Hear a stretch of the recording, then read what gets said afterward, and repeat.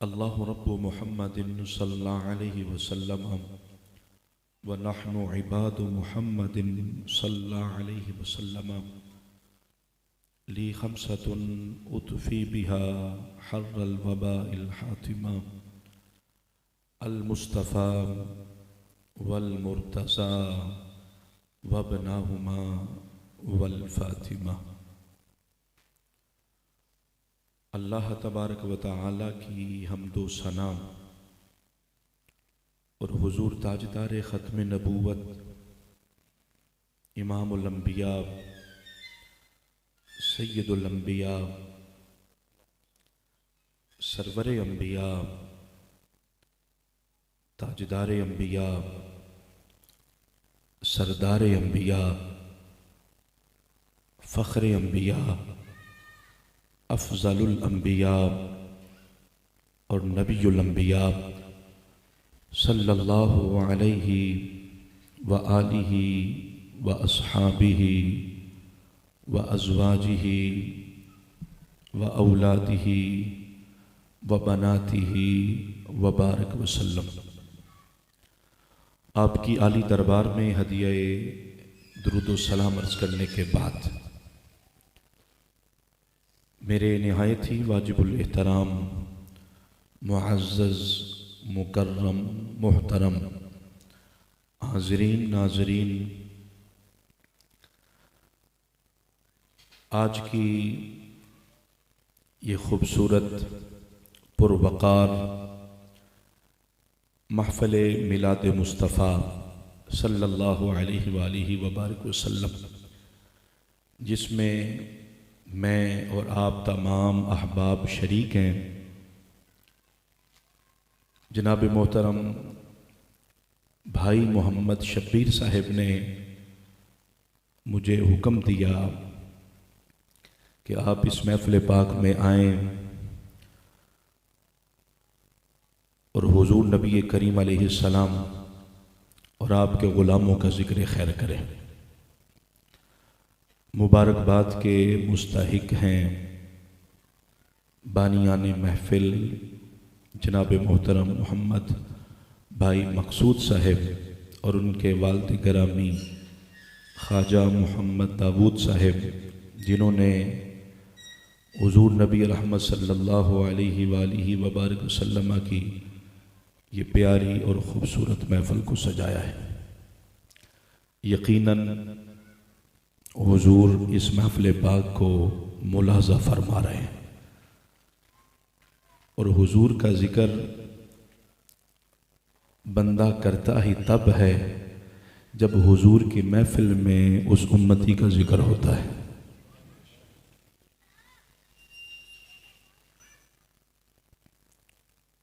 اللہ تبارک و تعالیٰ کا بے حد و بے حساب شکر ہے کہ جس نے ہمیں اپنے محبوب نبی، طالب و مطلوب نبی، صادق و مصدوق نبی کی امت میں پیدا فرمایا ہے۔ ہم اس احسان کا جتنا بھی شکر ادا کریں کم ہے۔ کیوں؟ اس لیے کہ یہ وہ نعمت عظمیٰ ہے جس کے حصول کے لیے رب تعالیٰ کے جلیل القدر انبیاء اور اولو العزم رسول بھی اللہ سے دعائیں کرتے ہوئے نظر آتے ہیں، لیکن خلاق عالم نے یہ نعمت ہم گناہگاروں کو بن مانگے عطا فرما دی ہے۔ اور حضور نبی رحمت صلی اللہ علیہ وسلم کی غلامی کی برکت سے اللہ نے اس امت کو ساری امتوں کا سردار بنا دیا۔ آپ اندازہ تو کریں، یہ جتنی بہاریں ہیں اور جتنی نعمتیں ہیں، یہ صدقہ ہے مصطفیٰ کا۔ ویسے تو دنیا کا اصول، دستور، قانون، رول یہی ہے، جو پہلے آتا ہے وہ پہلے پاتا ہے۔ ہم کسی دکان پہ جاتے ہیں اور وہاں پہ ہم دیکھتے ہیں لائن لگی ہے، تو جو آخر میں بندہ آیا ہے، کیا خیال ہے؟ وہ دکان والے کو یہ کہہ سکتا ہے کہ بھائی یہ پیسے لو اور مجھے سودا دو؟ وہ دکان والا کہے گا بھائی تم آخر میں آئے ہو، تمہاری باری بھی آخر میں ہے، وہ آخر میں جا کے کھڑے ہو جاؤ اور اپنی باری کا انتظار کرو۔ ایسے ہی ہے نا؟ پاکستان میں بھی ایسے ہے، بیرون ممالک میں بھی ایسے، ہر جگہ پہ یہی اصول ہے. لیکن خدا کی قسم مصطفیٰ کی نسبت نے یہ قانون قیامت والے دہاڑے بدل دینا ہے. ہم آئے تو سب سے بعد میں ہیں، سب سے آخر میں آئے ہیں. ہم آخری امت ہیں، مصطفیٰ آخری نبی ہیں. آقا کے بعد کوئی نبی نہیں، ہمارے بعد کوئی امت نہیں ہے. قربان جائیں، آدم کی قوم بھی ہوگی، حضرت نوح کی امت بھی ہوگی، حضرت موسیٰ اور عیسیٰ کی امتیں بھی ہوں گی، حضرت ابراہیم کی قوم ہوگی، حضرت داؤد حضرت سلیمان کی امتیں ہوں گی جو پہلے گزر گئی ہیں. لیکن قیامت والے دہاڑے رب تعالیٰ نے اگرچہ حضور کی امت کو سب سے آخر میں بھیجا ہے، لیکن معاشر کے میدان میں سب سے پہلے اگر کوئی جنت میں جائے گا تو وہ حضور کی امت ہوگی. یہ برکت ہے نسبت مصطفیٰ کی. حضور کے ساتھ نسبت ہو گئی، رنگ لگ گیا. یہ نہیں کہ ہمارے اعمال بڑے اچھے ہیں، وہ جتنے اچھے ہیں وہ ہمیں بھی پتہ. ہمارا کردار کیسا ہے وہ ہمیں بڑی اچھے طریقے سے معلوم ہے. پہلی جو امتیں تھی نا، اعمال تو بڑے اچھے کرتے تھے، لیکن کبھی کوئی گناہ ہو جائے تو اس گناہ کا اظہار ہوتا تھا. پھر کس انداز میں کہ چہرے پہ لکھ دیا جاتا تھا کہ اس نے تنہائی میں یہ گناہ کیا ہے. لیکن قربان جائے نا، اگر دن رات بھی حضور کا امتی گناہ کرتا ہے، اللہ کسی کو علم نہیں ہونے دیتا. مر بھی جائے نا اور جنازے کی چارپائی پہ بھی رکھ دیا جائے، اللہ پھر بھی چہرے نہیں بدلتا. اور وہ بندہ جس نے ساری زندگی گناہ کیے ہوں اور کبھی بھی اللہ کی بات نہ مانی ہو، لیکن ہے تو حضور کا امتی. نہ چہرہ زندگی میں بدلتا ہے، نہ مرنے کے بعد بدلتا ہے. اللہ فرماتا ہے قبر میں اتارو، دنیا والوں کی نظر سے پوشیدہ ہو جائے گا نا، پھر میں جانوں اور یہ جانے. لیکن تمہارے سامنے لوگوں، میں اپنے محبوب کے امتی کو رسوا نہیں ہونے دوں گا. پہلی امتوں پہ بھی عبادت اور نماز فرض تھی، لیکن نماز کا عبادت کا وقت ہوتا تو خاص ایک جگہ مقرر، ایک خاص جگہ میں انہوں نے نماز ادا کرنی ہوتی. اور یہ بڑی دشواری کی بات ہے.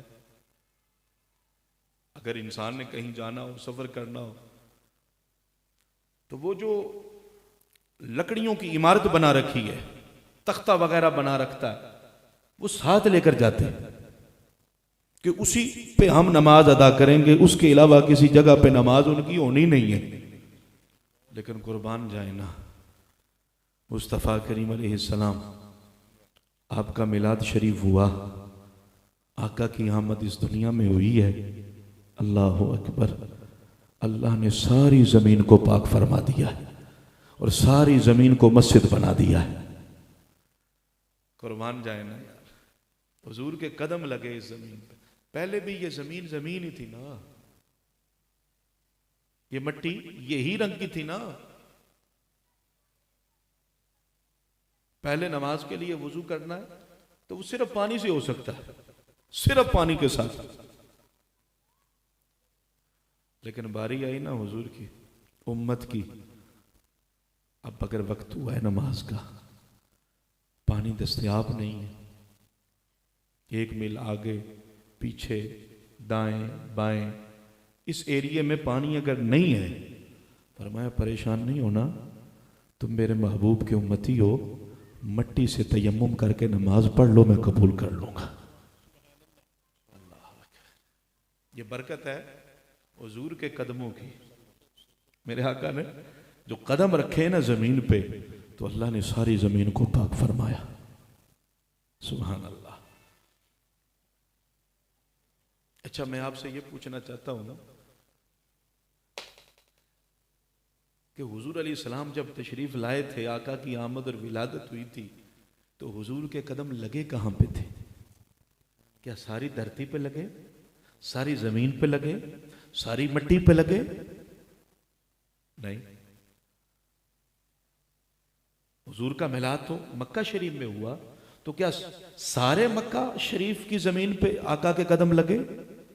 نہیں، مکہ کے ایک گھر میں، حضرت عبد المطلب کے گھر میں، اور تھوڑی سی جگہ پہ حضور کے قدم نورانی لگے ہیں، اللہ نے ساری زمین کو پاک فرما دیا ہے۔ سبحان اللہ۔ آپ اندازہ تو کریں اس نبی کی شان، عظمت، رفعت اور بلندی کا، کہ زمین کے تھوڑے سے ٹکڑے پہ مصطفیٰ کے قدم لگیں تو اللہ ساری زمین کو پاک کرتا ہے۔ اب ذرا مجھے ایمان سے بتائیں، جو مٹی مصطفیٰ کے قدموں کے نیچے آئے وہ اتنی پاک ہو جاتی ہے، جو حسین مصطفیٰ کے کندھوں پہ آئے وہ کتنا پاک ہوگا؟ اللہ اکبر۔ جملہ دوبارہ سنیے گا اور اس کو ذرا محسوس کیجئے گا اور محسوس بھی کیجئے گا۔ جو مٹی مصطفیٰ کے قدموں کے نیچے آئے وہ پاک ہو جائے، وہ حسین جو مصطفیٰ کے کندھوں پہ آئے وہ کتنا پاک ہے۔ اور پھر دل پہ ہاتھ رکھ اور اگلا جملہ سن، جو مصطفیٰ کے کندھوں پہ آئے وہ حسین اتنا پاک ہے، اور جس کے کندھوں پہ خود مصطفیٰ آ جائیں وہ ابو بکر کتنا پاک ہے۔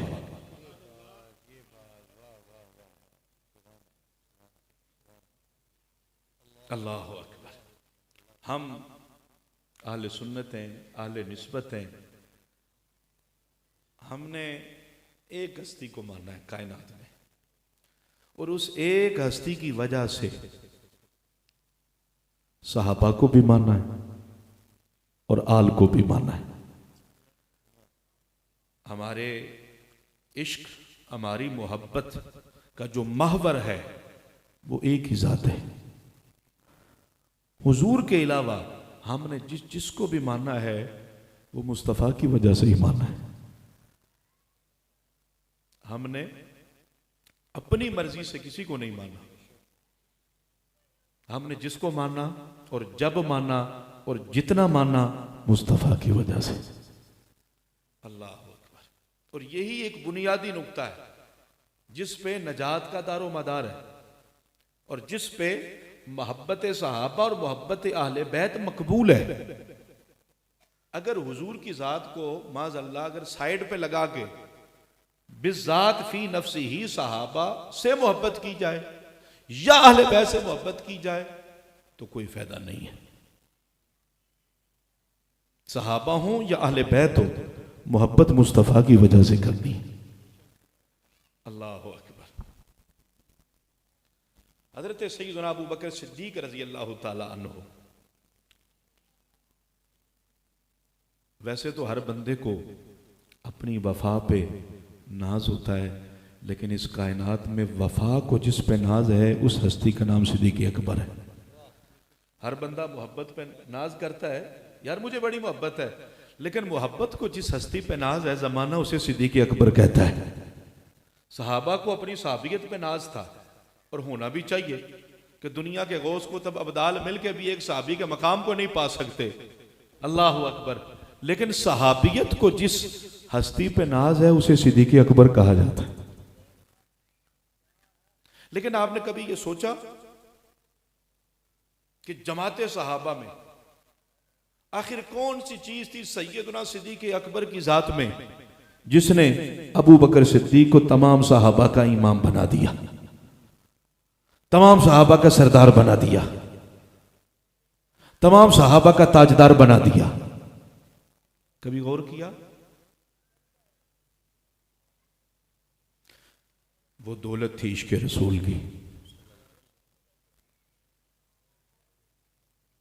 عشق دوسرے صحابہ کو بھی تھا، لیکن جس انداز میں سیدنا صدیق اکبر نے حضور کے ساتھ وفا کی، محبت کی، مودت کی، عشق کیا، ایسی مثال کائنات میں نہیں ملتی۔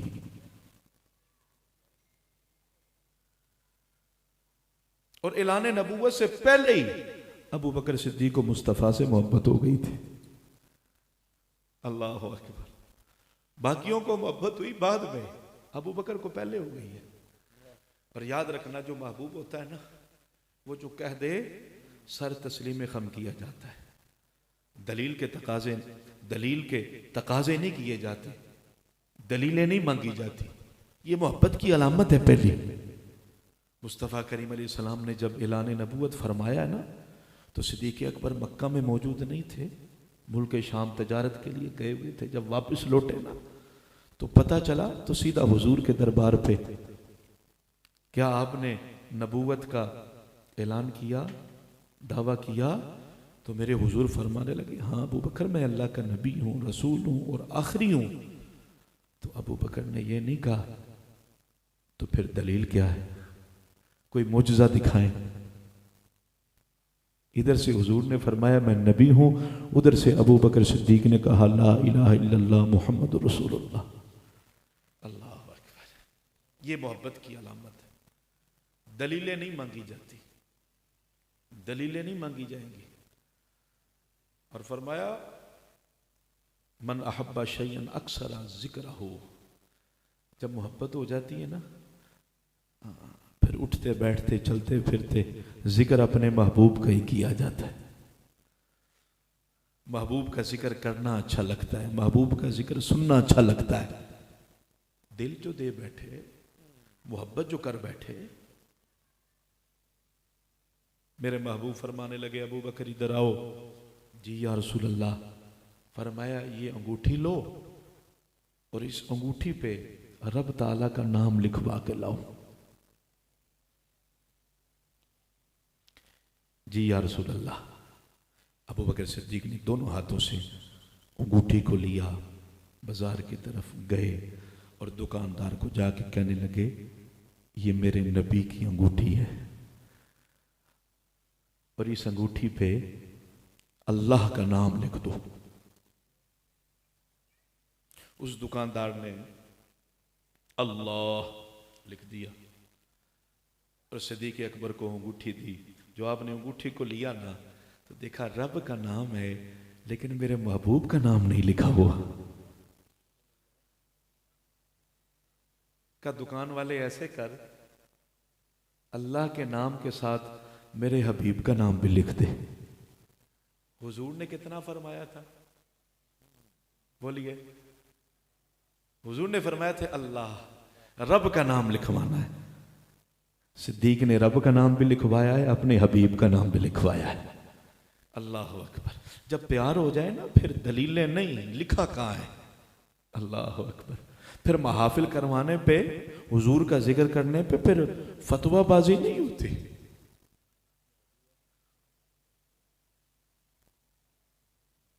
دکاندار نے حضور کا بھی نام لکھا۔ ابو بکر صدیق نے انگوٹھی کو پکڑا، سبحان اللہ، رب کا نام اور ساتھ ہی پیارے حبیب کا نام چوما، آنکھوں پہ لگایا اور سینے کے ساتھ لگا کے حضور کی انگوٹھی مبارکہ کو نبی رحمت صلی اللہ علیہ وسلم کی بارگاہ میں پیش ہوئے۔ یا رسول اللہ نام لکھوا لایا ہوں۔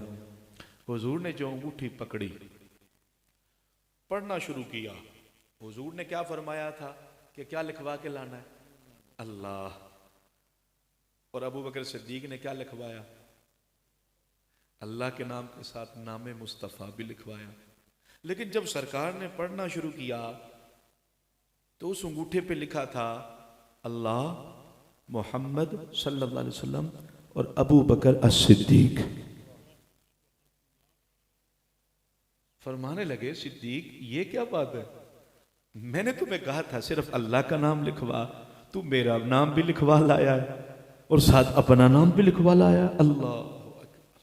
صدیق اکبر فرماتے مجھے تو بڑی حیرت ہوئی کہ حضور کا نام تو میں نے لکھوایا ہے لیکن میرا نام کس نے لکھ دیا ہے؟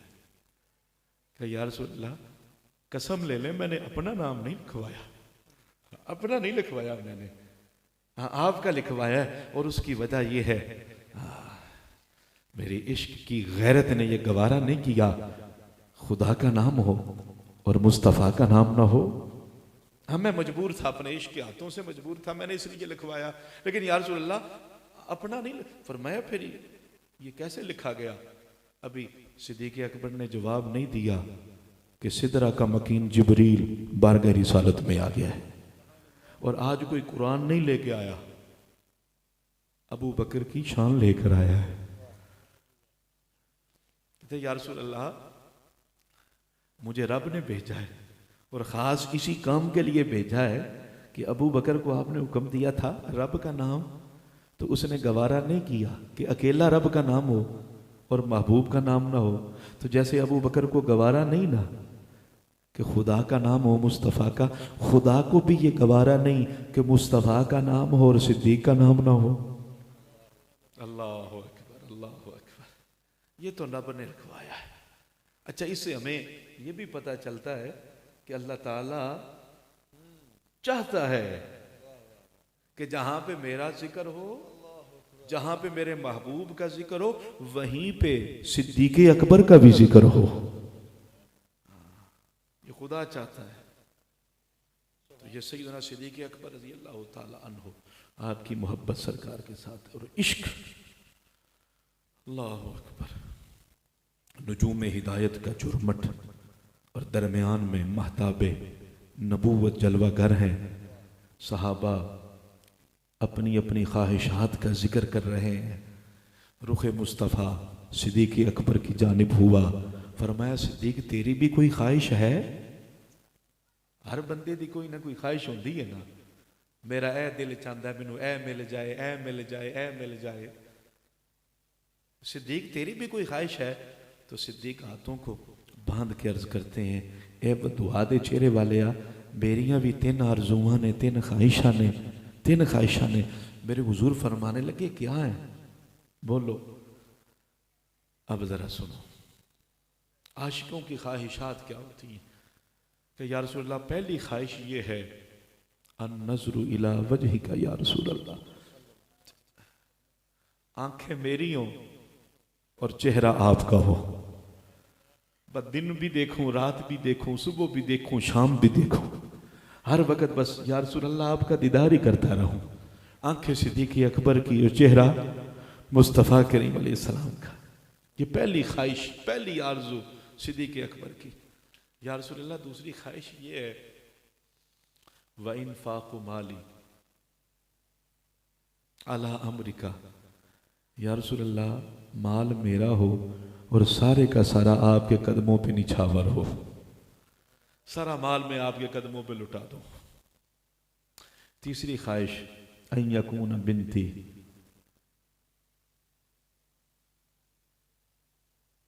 کہ یا رسول اللہ میری بیٹی ہو اور آپ کے حرم شریف میں ہو، آپ کی زوجہ بن جائے، آپ کی خادمہ بن جائے، ساری زندگی آپ کی خدمت کرتی رہے۔ اب یہ صدیق اکبر نے تین خواہشات کا اظہار کیا، ان تینوں میں سے کسی ایک کا تعلق بھی صدیق اکبر کے ساتھ ہے؟ تینوں کا تعلق حضور کی ذات کے ساتھ ہے۔ دیکھنا ہے تو آپ کا چہرہ دیکھنا ہے، مال لٹانا ہے تو آپ پہ لٹانا ہے، اور اپنی بیٹی کو نکاح میں دینا ہے تو آپ کے نکاح میں دینا ہے۔ یہ عاشق ہوتا ہے جب بندہ کسی کی غلامی اختیار کرتا ہے نا، صرف یہ جسم ہی غلام نہیں بنتا، انسان کی آرزویں اور سوچیں اور فکریں بھی غلام بن جایا کرتی ہیں۔ پھر فکر آزاد نہیں رہتی کہ جہاں مرضی وہ گھومتی رہے، نہ وہ محبوب کے تابع ہوتی ہے۔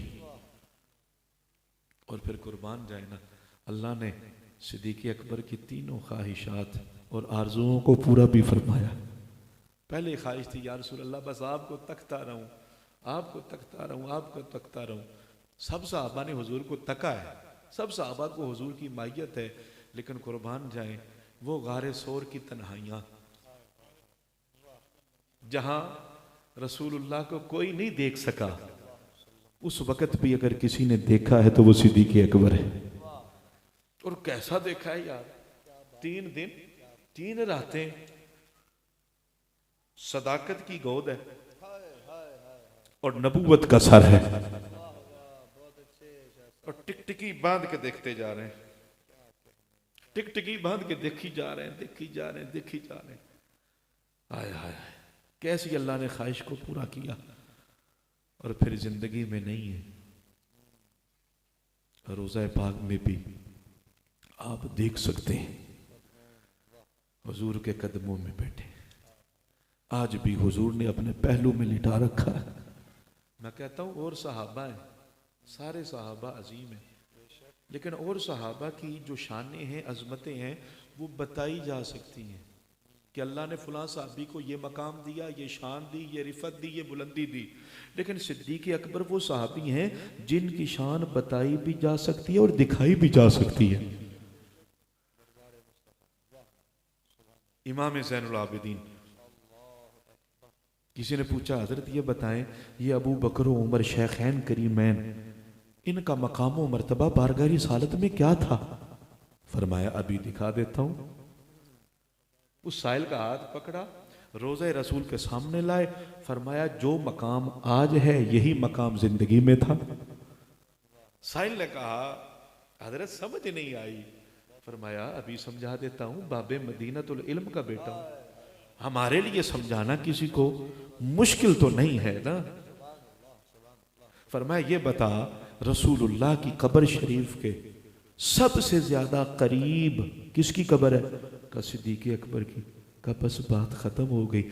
جس طرح آج قبر سب سے زیادہ قریب مصطفیٰ کے ابو بکر کے، اسی طرح زندگی میں بھی ابو بکر سب سے زیادہ مصطفیٰ کے قریب تھا۔ تو یہ صدیق اکبر کی شان اور عظمت۔ ہاں اگر کوئی نہیں سمجھ آتی تو جاؤ بھائی، یہی بہت ہے۔ ہاں دیکھو یار، دیکھو نا یار، کوئی بھی بندہ ہے اگر نیک ہے، صالح ہے، کوئی ولی بھی ہے، ٹھیک ہے، وہ دنیا سے رخصت ہوتا ہے، قبر میں جاتا ہے، منکر نکیر آتے ہیں، سوالات کرتے ہیں، اگر وہ جواب دینے میں کامیاب ہو جائے تو اس کی قبر میں جنت بنائی جاتی ہے۔ ایسے ہی ہے نا، اس کی ذرا الفاظ تھوڑے سے تھوڑا سا فرق ہے لیکن محظوظ ہوں گے آپ، تھوڑی سی توجہ فرمائیے گا۔ اگر وہ سوالات کے جوابات دینے میں کامیاب ہو جائے تو اس کی قبر میں جنت بنائی جاتی ہے۔ ابو بکر وہ ہیں کہ جن کی قبر ہی اللہ نے جنت میں بنا دی ہے، جنت میں قبر بنا دی ہے۔ سبحان اللہ۔ دوسری جو خواہش کا اظہار کیا، انفاق مالی، یا رسول اللہ میرا مال اور سارے کا سارا آپ کے قدموں پہ قربان۔ اللہ نے اس خواہش کو کیسا قبول کیا؟ ہر بندے کو مال سے بھی پیار ہوتا ہے، اسی کے لیے تو محنت تگ و دو کرتا ہے بیچارہ، مال سے محبت ہوتی ہے، ضرور ہوتی ہے، لیکن قربان جائیں صدیق اکبر پہ کہ جب بھی نبی رحمت صلی اللہ علیہ وسلم نے مال مانگا ہے دین کے لیے، ابو بکر صدیق نے سارے کا سارا مال اٹھا کے حضور کے قدموں پہ قربان کر دیا۔ غزوہ تبوک، جیش اسرت ہے، تنگی کا، بڑی پریشانی، مسلمانوں کے پاس مال نہیں ہے، اس بات کی کمی ہے، فرمایا لے آؤ مال۔ تو صدیق اکبر جتنا مال تھا سارا اٹھایا، اور آپ کے گھر والے کہتے ہیں انداز یہ تھا ابو بکر صدیق کا، سارا مال سمیٹ کے نا پھر دیوار پہ ایسے ہاتھ لگا رہے ہیں۔ بچوں نے پوچھا ابا جی یہ کیا ہے؟ کہا حضور نے مال مانگا ہے، کہیں ایسا نہ ہو دیوار میں کوئی سوئی رہ جائے، مانگا میرے نبی نے ہے اور ابو بکر کے گھر میں ایک سوئی بھی رہ جائے، یہ ابو بکر کو گوارا نہیں۔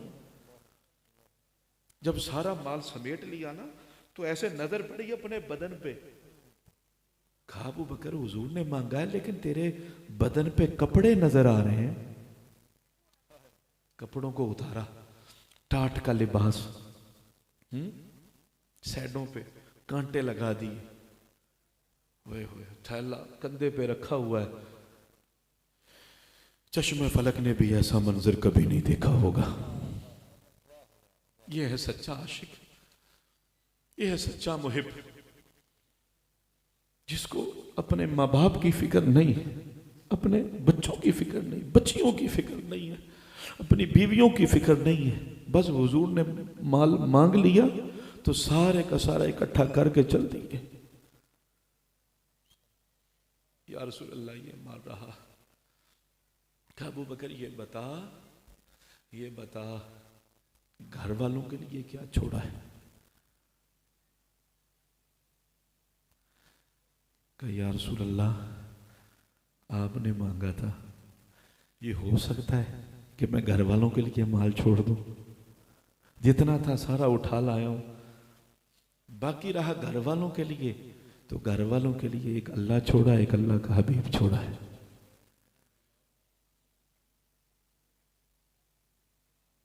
ٹاٹ کا لباس، یہ صدیق اکبر بیٹھے بارگاہ رسالت میں، ادھر سے جبریل امین بھی آ جاتے ہیں، اور آج جبریل نے بھی ٹاٹ کا لباس پہنا ہوا ہے، فرشتوں کا سردار اور ٹاٹ کا لباس۔ فرمایا جبریل تجھے کیا ہوا؟ کہ یا رسول اللہ صرف مجھے نہیں، اپنا رخ انور اوپر کر کے اٹھا کے ذرا دیکھے تو صحیح نا۔ مصطفیٰ نے جو اوپر نگاہ ڈالی تو آسمان کے سارے فرشتوں نے ٹاٹ کا لباس پہنا ہوا تھا۔ فرمایا جبریل کیا ماجرا ہے، کیا معاملہ ہے؟ تو عرض کرنے لگے یا رسول اللہ آپ کے یار ابو بکر نے سارا مال آپ کے قدموں پہ قربان کیا، لباس بھی اتار دیا، ٹاٹ پہنا ہے، اللہ کو آپ کے صدیق، آپ کے اس غلام کی ادا اتنی اچھی لگی ہے، رب نے فرمایا ہے فرشتوں آج تم وہی لباس پہنو گے جو میرے حبیب کے غلام ابو بکر نے ڈالا ہوا ہے۔ ہم لوگ ہیں نا، ہم یہود و نصارہ کا لباس پہننے میں بڑا فخر محسوس کرتے ہیں، بڑا اعزاز سمجھتے ہیں، ناراض نہیں ہونا کسی بھائی نے۔ یورپ کے کلچر کو ہم بڑا پسند کرتے ہیں، ان کی اداؤں کو اپناتے ہیں۔ خدا کی قسم حضور کے سچے غلام بن جاؤ، فرشتے بھی تمہاری نقل اتارا کریں گے۔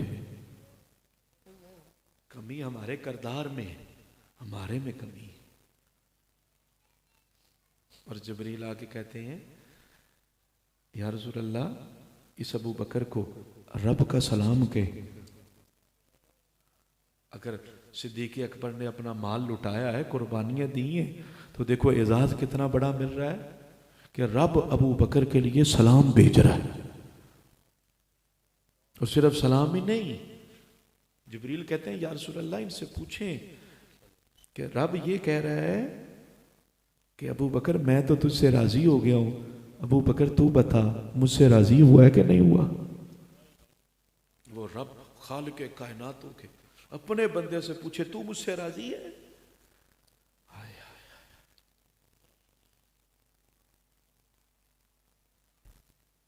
نبی رحمت صلی اللہ علیہ وسلم نے ارشاد فرمایا ما نفعنی مال احد قط ما نفعنی مال ابی بکر۔ فرمایا کسی بندے کے مال نے مجھے اتنا فائدہ نہیں دیا جتنا ابو بکر کے مال نے مجھے فائدہ دیا۔ مال تو سب نے پیش کیا، ہاں سارے سخی تھے، مال دیتے رہے دین کے لیے، لیکن صدیق کے مال دینے کا انداز ہی بڑا نرالا تھا۔ جب اسلام قبول کیا، بہت بڑے تاجر تھے مکے کے، اور 40,000 درہم یا دینار آپ کے پاس تھے، اور پھر حالت کیا ہوئی کہ گھر میں ایک درہم بھی موجود نہیں ہوتا تھا، لباس بھی اتر گیا ہوا تھا۔ حضور کے عشق میں، آقا کی محبت میں، تو فرمایا جتنا فائدہ ابو بکر کے مال نے دیا اتنا کسی کے مال نہیں۔ تو ابو بکر کی آنکھوں میں آنسو آ گئے، ہاتھوں کو جوڑ کے عرض کرتے ہیں حل انا و مالی الا لک یا رسول اللہ، یہ آپ کیا فرما رہے ہیں، میرا مال؟ یا رسول اللہ جب سے آپ کی غلامی اختیار کی ہے، جو کچھ تھا وہ سارے کا سارا اب آپ کی بارگاہ میں پیش کر دیا ہے، میری جان کے بھی آپ مالک ہیں، میرے مال کے بھی آپ مالک ہیں۔ تو یہ جو دوسری خواہش تھی صدیق اکبر کی، سبحان اللہ، اللہ نے پوری فرمائی۔ اور تیسری خواہش کہ یا رسول اللہ میری بیٹی اور آپ کے عقد میں آ جائے، آپ کی زوجہ محترمہ مکرمہ بن جائے۔ تو پھر ایک دن آیا، سیدہ طیبہ طاہرہ حضرت ام المومنین سیدہ عائشہ صدیقہ بنت صدیق، محبوبہ محبوب رب العالمین، نبی رحمت صلی اللہ علیہ وسلم کی زوجیت میں آئیں، آپ کے حرم پاک میں داخل ہوئیں، اور حضور کی زوجیت میں آنے کی وجہ سے اللہ نے ان کو تمام مومنین کی ماں بنا دیا. جو مومن ہوگا وہ سیدہ عائشہ صدیقہ کو ماں سمجھتا ہوگا، اور ماں کا احترام بیٹے پہ واجب ہوتا ہے. ماں کے قدموں کے نیچے انسان کی جنت ہے. ایسے ہماری ماں جس کو ہمارے باپ نے کہا کہ یہ تمہاری ماں ہے، ہمارے گھر والوں نے، دادا نے، دادی نے، نانا نے، نانی نے، رشتہ داروں نے بتایا بچہ بیٹا یہ تمہاری ماں ہے. اللہ اکبر. گھر والوں کے بتانے پہ ہم نے اس کو ماں ماننا ہے. سیدہ عائشہ صدیقہ وہ ہیں جن کو قرآن کہہ رہا ہے ایمان والو یہ تمہاری ماں ہے. اللہ اکبر اللہ اکبر. بندہ اپنی ماں کا گستاخ اور بے ادب ہو تو جنت میں جا سکتا ہے؟ اپنی ماں کا، صرف اپنی ماں کا، کسی کی ماں، صرف اپنی ماں کا گستاخ جنت میں نہیں جا سکتا، تو تمام اہل ایمان کی ماں سیدہ عائشہ صدیقہ کا گستاخ ہو کے جنت میں کیسے جائے گا؟ ساری زندگی صدیق نے بھی غلامی کی، اور پھر صدیق کی بیٹی صدیقہ کائنات نے بھی حضور کی غلامی اختیار کی.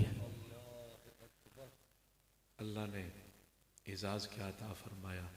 نبی رحمت صلی اللہ علیہ وسلم کا جب وصال ظہری شریف ہونے والا تھا، بلال حبشی اذان دے کے حاضر خدمت، یا رسول اللہ نماز کا وقت ہو گیا. فرمایا آج میں نہیں آؤں گا.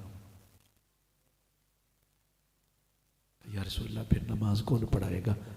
فرمایا آج میرا ابو بکر نماز پڑھائے گا. یہ ابو بکر صدیق ہے، یہ مصلی پہ کھڑے. کس کے مصلی پہ کھڑے؟ مسجد نبوی شریف کے. کون سا مصلی؟ مصلی نبوی، جس پہ کھڑے ہو کے نبیوں کے تاجدار امامت کرواتے.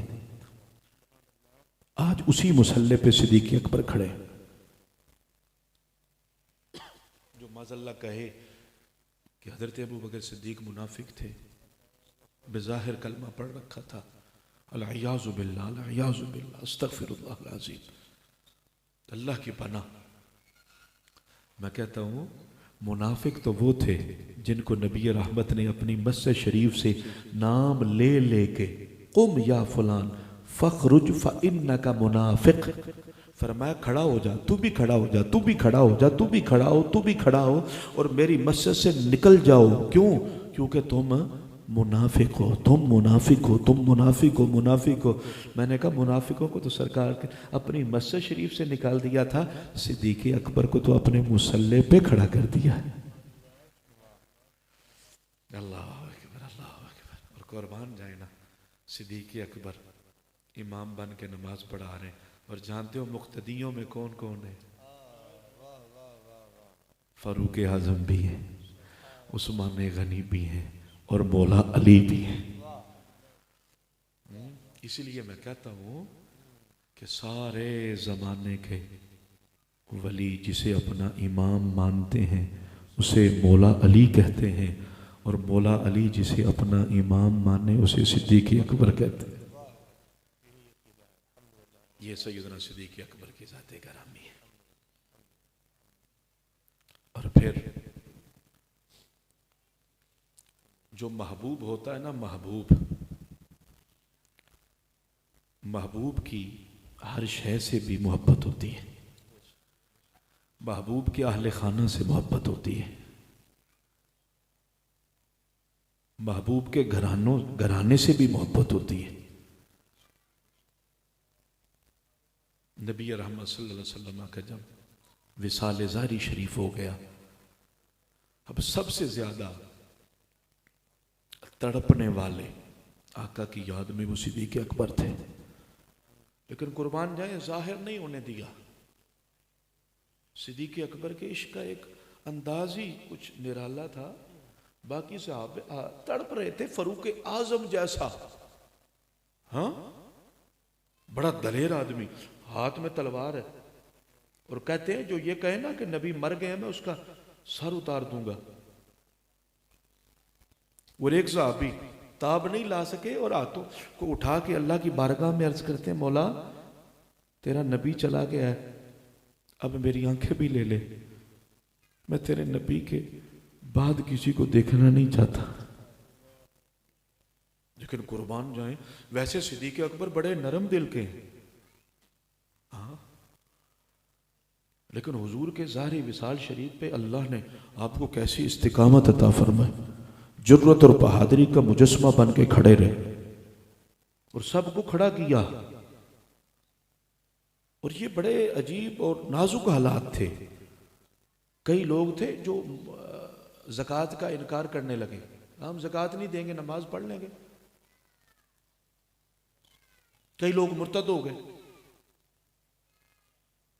اور منکرین ختم نبوت بھی سر اٹھانے لگے۔ بڑے عجیب حالات تھے۔ ایسے حالات میں سیدنا صدیق اکبر نے مسیلمہ کذاب اس کے ساتھ بھی جہاد کیا، منکرین زکوٰۃ کے ساتھ بھی، مرتدین کے ساتھ بھی۔ اسی لیے حضرت ابو ہریرہ فرمایا کرتے تھے کہ حضور نبی کریم علیہ السلام کے بعد اگر ابو بکر نہ ہوتے تو اس روئے زمین پہ اللہ کی عبادت کرنے والا کوئی نہ ہوتا۔ ایسے عجیب حالات تھے، تو تڑپتے تھے حضور کی یاد میں، آقا کے عشق میں، محبت میں۔ جیسے یہ موم بتی پگھلتی نہیں رہتی، ایسے ابو بکر صدیق پگھلتے تھے، پگھلتے رہتے تھے، اور اندر ہی اندر میں۔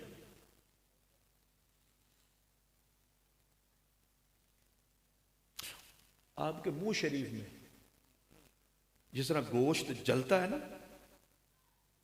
گوشت کو آپ آگ پہ رکھ دیں تو جلنے کی جیسے بو آتی ہے، ابو بکر صدیق کے منہ سے ایسی بو آیا کرتی تھی۔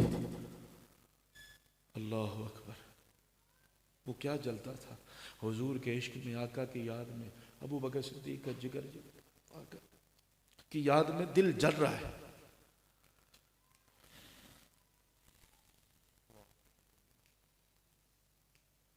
نماز پڑھا کے باہر تشریف لاتے ہیں حضور علیہ السلام کے بڑے نواسے امام حسن مجتبیٰ، جن کا چہرہ مصطفیٰ جیسا تھا۔ اللہ اکبر، امام حسن مجتبیٰ کو اٹھا کے اپنے کندھوں پہ بٹھا لیا، اور سامنے سے مولا علی بھی آ رہے تھے۔ تو صدیق اکبر کہتے ہیں حسن تیرے پہ میرا باپ قربان ہو جائے، تو بیٹا تو علی کا ہے لیکن تیرے چہرے سے جلوے نبی کے نظر آتے۔ وہ دیکھیں صدیق اکبر خلیفۃ الرسول ہے، اور امام حسن مجتبیٰ کی ابھی عمر شریف بڑی کم ہے، وہ عمر کو نہیں دیکھتے، وہ تو نسبت مصطفیٰ کو دیکھتے، وہ تو تعلق مصطفیٰ کو دیکھتے، وہ تو خون مصطفیٰ کو دیکھ رہے ہیں۔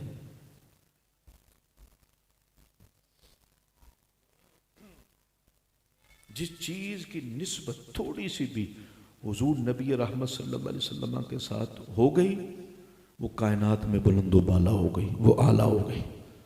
تمام علماء، محدثین، مجتہدین، مفسرین کا اس بات پہ اجماع ہے، اتفاق ہے کہ نبی رحمت صلی اللہ علیہ وسلم آج جس جگہ میں جلوہ افروز ہیں، آرام کر رہے ہیں نا، وہ جو قبر شریف ہے،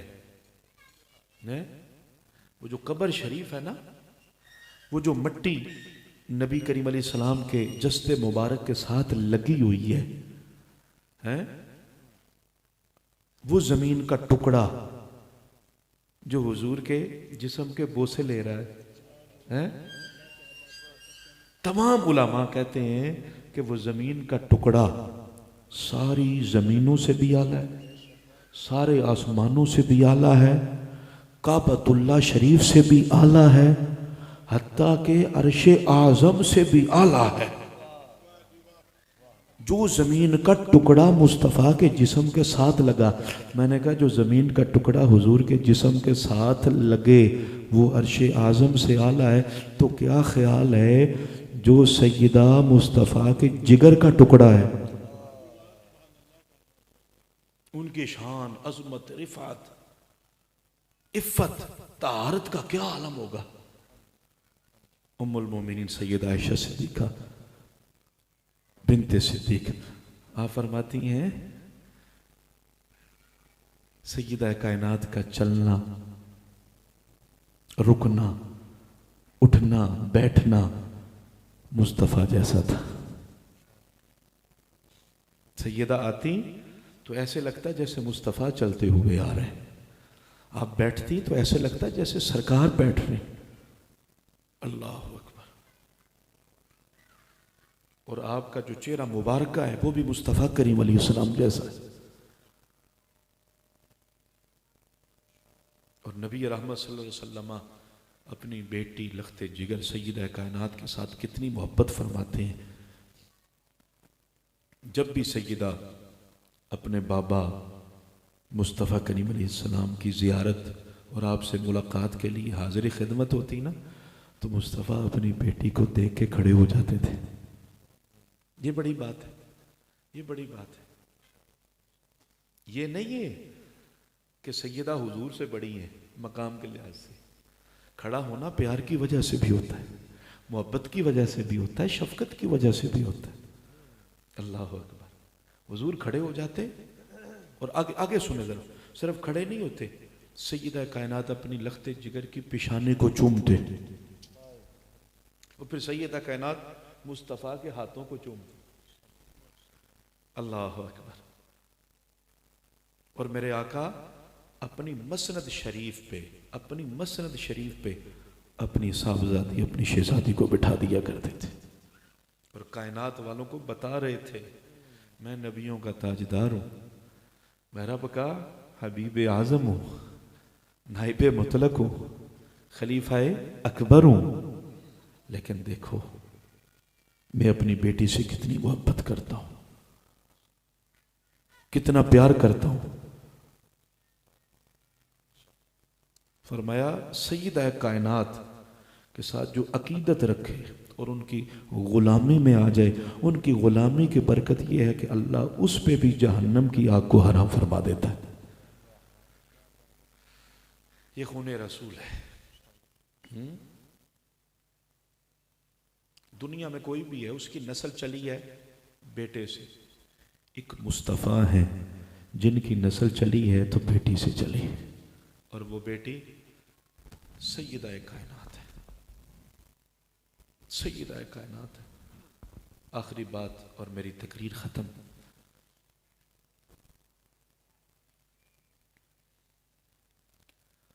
میدان محشر میں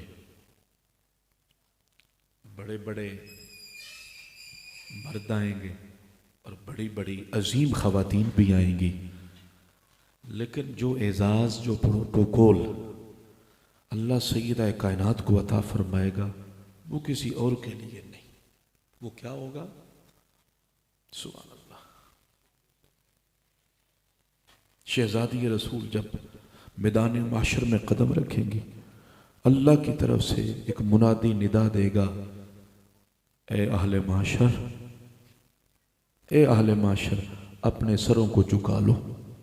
جھکاؤ, اور صرف ساری نیچے نہیں کرنے, اپنی آنکھوں کو بھی بند کر لو. اپنی آنکھوں کو بند کرو. کیوں؟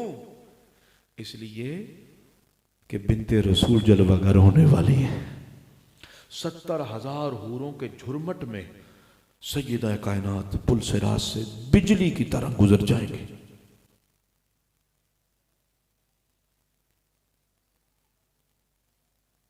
حضرت خواجہ شیخ الاسلام والمسلمین خواجہ قمر الدین سیالوی رحمہ آپ درس حدیث دے رہے تھے تو درس دیتے دیتے آپ نے درس کو موقوف کیا اور فرمانے لگے کہ جن کا وضو نہیں وہ وضو کر کے آئیں. سب حاضرین باوضو ہو گئے. فرماتے ہیں اب اپنے سروں کو جھکا لو اور اپنی آنکھوں کو بند کر لو. اللہ اکبر. سب نے سروں کو جھکایا, اپنی آنکھوں کو بند کیا تو حضرت خواجہ قمر الدین سیالوی نے اس حدیث پاک کو بیان فرمایا. یہ اہل سنت ہے جن کو اللہ نے اہل بیت کا یہ ادب دیا، یہ مقام دیا ہے کہ ہم نبی کی شہزادیوں کو معاذ اللہ روڈوں پہ اور ناپاک گندی جگہوں پہ وہاں پہ نام نہیں لیتے، بلکہ باوضو ہو کے سروں کو جھکا کے آنکھیں بند کر کے پاک ستھرا تصور باندھ کے پھر نبی کی شہزادی کا ذکر کرتے ہیں۔ آپ نے جو پردے کا، میری مائیں بہنیں بھی بیٹھی ہیں، بس یہ آخری بات، حضرت امام حسن مجتبیٰ، یہ کون ہے؟ سیدہ کائنات کے بیٹے۔ آپ فرماتے ہیں میں نے بھی اپنی ماں کے سر کے بالوں کو نہیں دیکھا، یعنی گھر میں بھی پردے کا اتنا اہتمام ہے کہ بیٹا نہیں دیکھ سکا۔ اور جب سیدہ پاک دنیا سے رخصت ہوئی ہے تو امام حسن مجتبیٰ کی عمر شریف ابھی صرف 7 یا 8 سال تھی،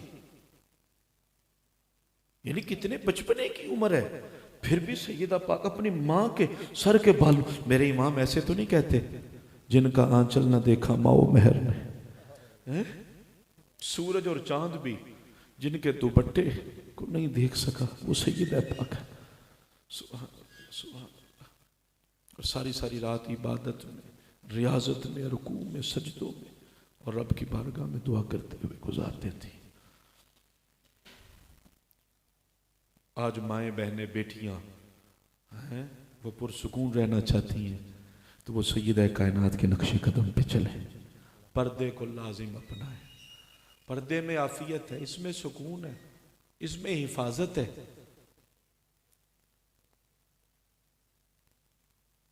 اور نجات بس اسی میں ہے کہ نبی رحمت صلی اللہ علیہ وسلم کی ہر نسبت کا ادب بھی کیا جائے، احترام بھی کیا جائے، چاہے وہ حضور کے صحابہ ہوں یا حضور کی آل ہو۔ جو حضور کے صحابہ کا گستاخ ہے ان سے بھی دور رہو، جو حضور کی آل کا بے ادب ہے اس سے بھی دور رہو۔ اہل سنت کا ہے بیڑا پار، اصحاب حضور نجم ہے اور ناؤ ہے اطرت رسول اللہ کی۔ اللہ تعالی ہم سب کی حاضری کو اپنی عالی دربار میں قبول و منظور فرمائے، تمام حاضرین کے نیک مقاصد پورے فرمائے، بانیان محفل کو دارین کی برکت عطا فرمائے۔ وآخر دعوانا الحمد للہ رب العالمین۔